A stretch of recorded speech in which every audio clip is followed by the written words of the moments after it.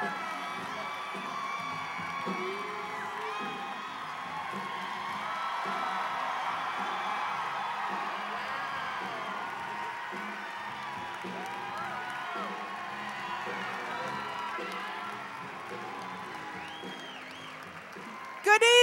evening. Boy, first of all, thank you for sitting in traffic, standing in the snow, slipping and sliding, to be here tonight. My God, thank you, guys. We really appreciate it. See, I played a joke on the folks in Des Moines that I'm not going to play on you because the weather's bad. I came out and I said, Barack and Oprah aren't here. But they're here. They really are here. They're here and they're pumped and they're excited because you know why? We need a Barack Obama presidency right now. Not in 4 years or 8 years, but we need him right now because we need a leader who will inspire us to be better. A leader who's going to remind us that we are truly one another's brothers and sisters keepers. That we are only as strong as a nation as the weakest of us. And the only man that I know who has a chance of breathing new life into our souls as a nation is my husband, Barack Obama. So, you can imagine how honored and thrilled we were when we found out that our dear, dear friend, Miss Oprah Winfrey, was going to come out on the road, come to Iowa, and stump and talk about why she is so passionate about this race. Oprah is another indicator of the broad and deep support that Barack inspires in people. And I'm not gonna make you wait any longer. I'm not gonna tease you, because right behind that curtain is the woman that, in her own right, is an amazing individual who talks to folks, listens, who represents all that is good about this nation. Our dear friend, Oprah Winfrey.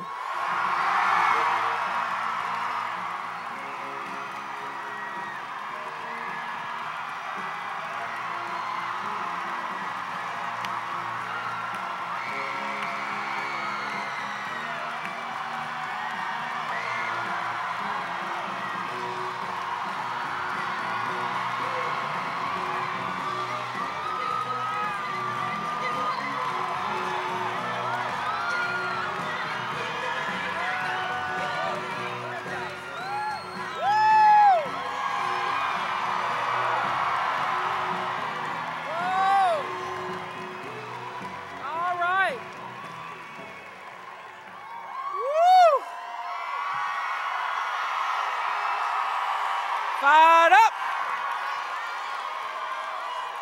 We're fired up. Oh, yes, we are, Iowa. We need some fire in Iowa tonight. Let me echo what Michelle Obama has said. I mean, the fact that you all are out here, as we were slipping and sliding on the highway, I go, nobody's gonna be there. We're gonna get there and nobody's gonna be there because I know where I would be, home in my pajamas with my footsies on. So the fact that you are here, you are here, you are here,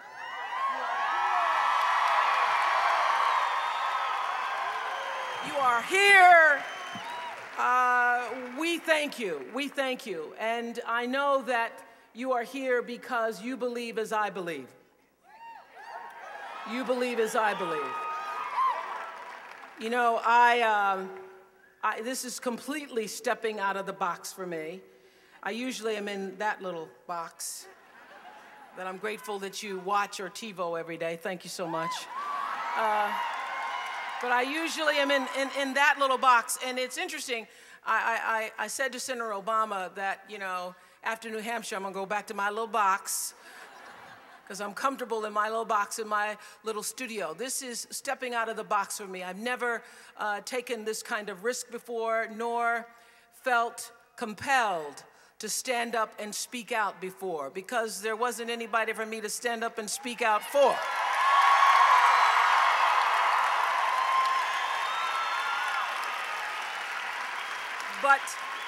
But I've decided to make that decision because of the man who I know knows who we are and knows even better who we can be as a country. So, you know, there's been lots of pundits, lots of talk on the TV about what me being here means and everything, and people are saying, well, I don't know, do you think it should be as influential as the books that she's been able to have so many people read the books? Do you think that it'll be the same thing as the favorite things that she gives away? I have no cars, no refrigerators. I'm not gonna sing. I'm just here because, just like you, I believe in this country and what this country can be. And one of the things that I have learned over 22 years, feels like I've been on since 1785 doing that show, but one of the things I've learned in the past 22 years is how smart the audience is, how smart you are. So I know that you're smart enough to know that I'm not trying to tell you what to think. I'm here to ask you to think seriously about Barack Obama. And yeah, and I'm not here because of any partisan beliefs, because over the years, I know this is a mostly Democratic crowd, but I have voted for as many Republicans as I have Democrats. I vote for the man. I vote for whoever I feel has the best opportunity to change our country. So this isn't for me even about partisan politics. This is really very personal for me. The reason I'm here is because I know what Barack Obama can do for America, and that is represented in the America that is the face of every single one of you here tonight. Every race, every religion, every background, every sect represented here tonight. We are, I heard, some 10,000 strong in this room, some of them still on the highway trying to get here. But we're 300 million strong in the United States of America.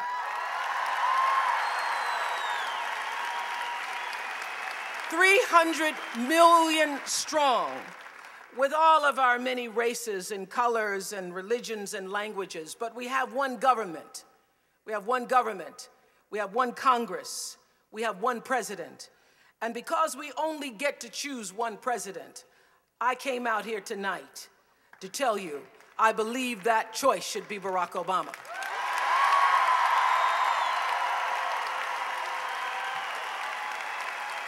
And the reason I believe that is because I believe that Barack Obama will bring statesmanship to the White House, that he's going to lead with a sense of strength and a sense of conviction and a sense of compassion and honor, with an unyielding focus on what we all can make together of our national future, because he knows he can't do it by himself. He knows he needs us to do it. So, you know, in my private conversations with my friends, Gail is here, and in our private conversations when we're not talking about who's on American Idol and what's happening on Grey's Anatomy, we talk about the same things you do. We get serious sometimes, and we talk about the state of our schools, the dismal state of so many of our schools that don't serve the genius of our children. And we shake our heads and we say, you know, somebody ought to do something about that. And I do shows where people have lost their homes have been foreclosed because somebody in the family got sick. And because somebody in the family got sick, there was an avalanche of bills to pay. Somebody ought to do something about that in this country.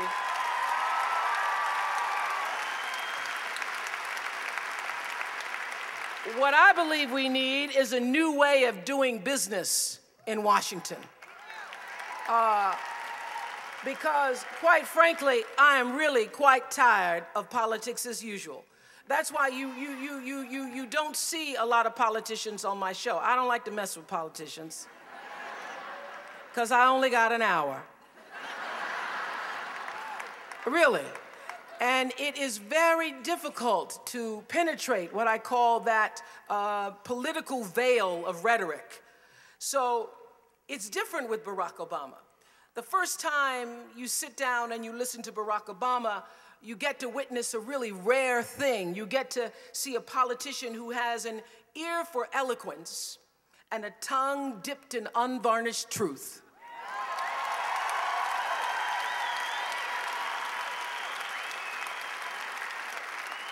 When you sit down with Barack Obama, you get to see and feel the heart of the real man and not just what he wants you to see or wants you to believe. The truth is that we, the people, can see through all the rhetoric. We recognize that the amount of time you've spent in Washington means nothing unless you are accountable for what you did with the time you had.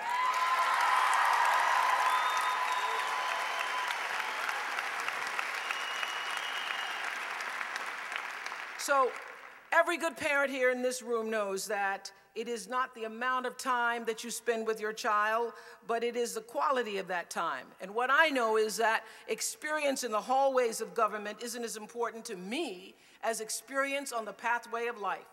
So I challenge you not to get caught up in all of this, what kind of experience has he had? Because he's been living a long time, and life gives you a lot of experience if you're paying attention. So I challenge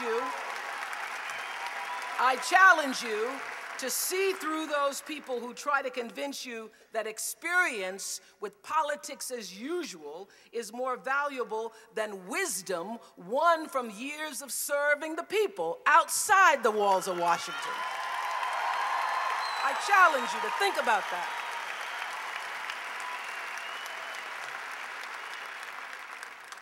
Barack's early training in the trenches of community organizing, working in poor neighborhoods to change the face of poverty, to change crime and unemployment, gave him a lot of practical experience in relieving the burdens of those who were less fortunate and beleaguered. His track record in our great state of Illinois and National Senate show his bipartisan efforts to earn families across the state of Illinois more than $100 million in tax cuts. His advocacy of legislation in support of early childhood education and his opposition to racial profiling offer a glimpse into the kind of political pedigree he's created. And as a U.S. Senator, he fought for disability pay for veterans. He's worked to boost non-proliferation of deadly weapons. He's spoken out against our government's indifference to the poor and to political incompetence. And in the aftermath of Hurricane Katrina, he rallied against genocide in Darfur. And long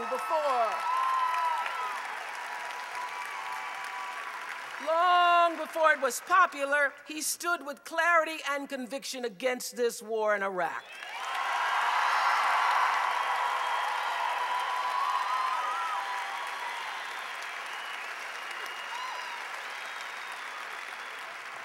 That's what we're looking for. That's what we're looking for. We're looking for somebody who has clarity and conviction, who consults his own conscience, who has a conscience. Who has a conscience. That's what you want. You want somebody who has a conscience and has sense enough to consult his own conscience and then proceed with moral authority to do what is right. That's what you want.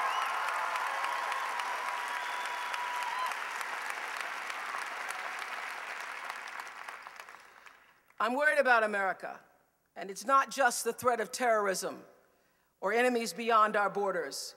It is our estrangement from the rest of the world and the dangerous imbalance that creates.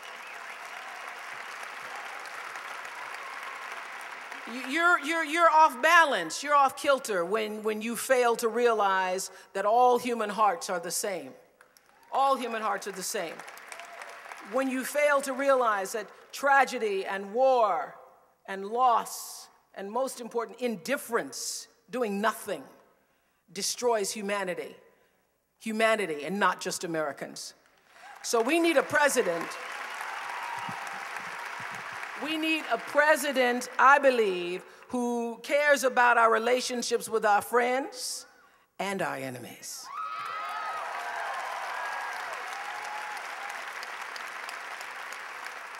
The truth is, we are the United States of America, but we have too many divisions. The left and the right, and the red states and the blue states. We need a president who can bring us all together. And we need a president who can overcome the racial divides, who's not afraid to talk about it,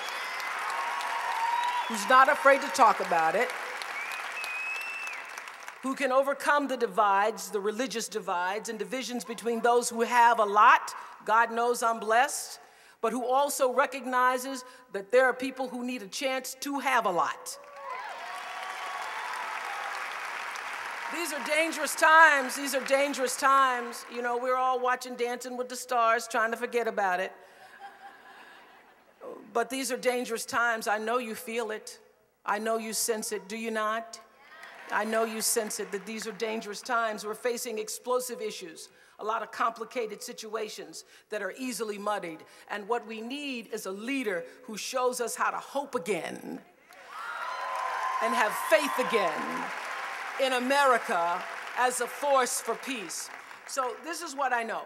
Barack Obama has seized this moment, and it's a beautiful thing to see. It's a beautiful thing to see him seize this moment. And what we must do, the challenge for all of us, you know, I speak a lot on my show about living your best life, and one of the reasons why Barack Obama's candidacy resonates so purely with me is because I see that he sees the potential in all of us. He sees the potential of what you and you and you and you, all of us, can be as Americans. And so we have to also seize this moment of opportunity to support a man who, as the Bible says, loves mercy and does justly. That's the kind of man I want in the White House. There are those who say that Barack Obama, they say maybe this isn't the time. Maybe we need to wait 4 more years or 8 more years. But I know you heard the people say it. The people say that. They say that he should take a gradual approach to presidential leadership. But I say this, no one is God. No one is God. And we don't know what the future holds. So we must respond to the pressures and fortunes of history when the moment strikes. And I do believe the moment is now. The moment is now.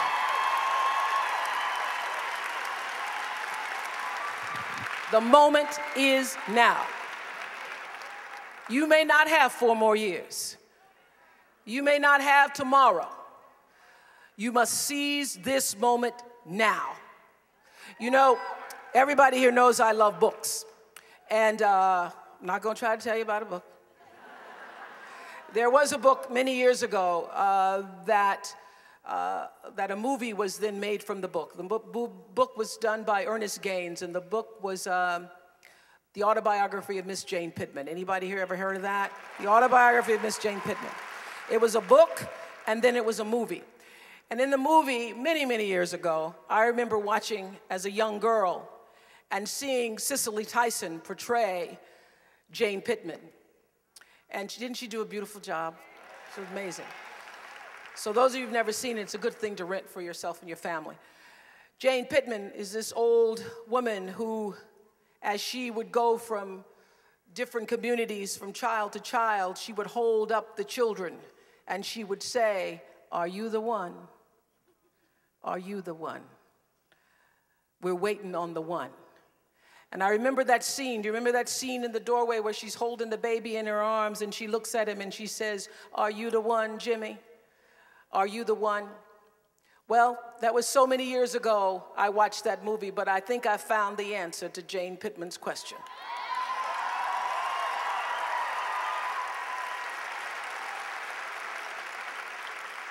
And I think it's a question that this whole nation is asking. Is he the one? Is he the one?